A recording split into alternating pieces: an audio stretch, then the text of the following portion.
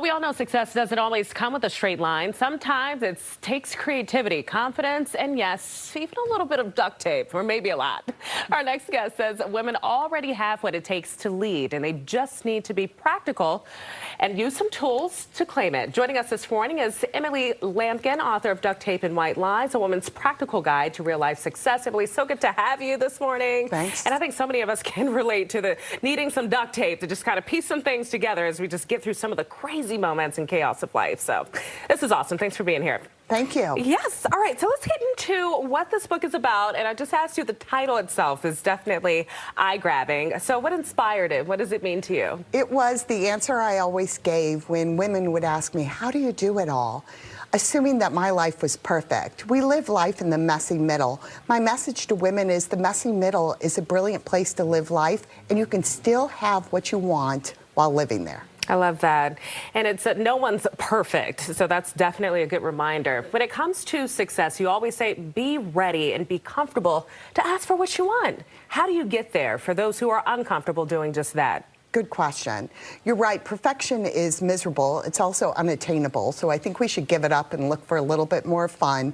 And when it comes to asking for what you want, my tip for women is start with something simple. I'd like to learn more about you.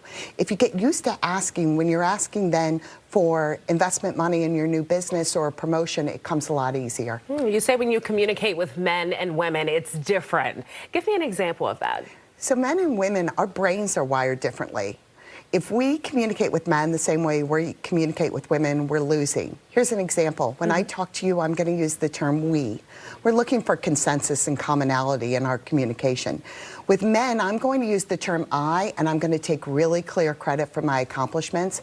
They're expecting it, and that's the way they're going to hear me. An interesting distinction, and one that really, I mean, both exude confidence, but one that really says, okay, I'm here and I'm commanding the room.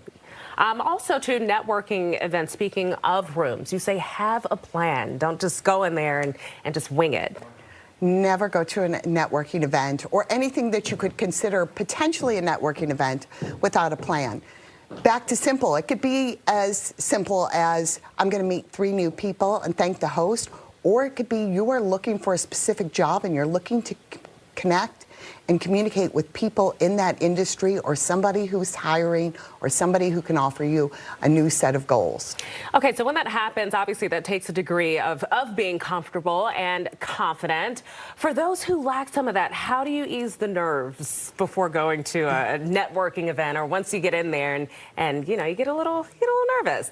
I would recommend 2 things. First of all, having a selling you pitch that you'd already practiced, who I am, telling a story about yourself, provides a lot more confidence when you're walking into an event. You know who you are, and you're not going to get in the habit of reading your resume, which is, by the way, really boring.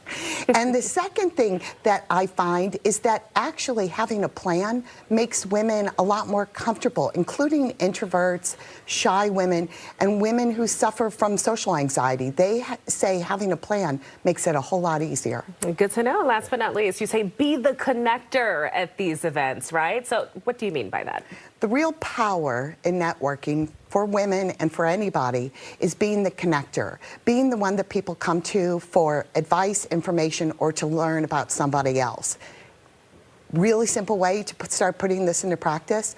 When you go to your next event, rather than sitting by the person you know the best, sit by the person you know the least. All right. Listen, you're dropping all sorts of gems this morning, and I'm sure we can find more in this book. How can we find it and also just follow along to get more information? Thanks.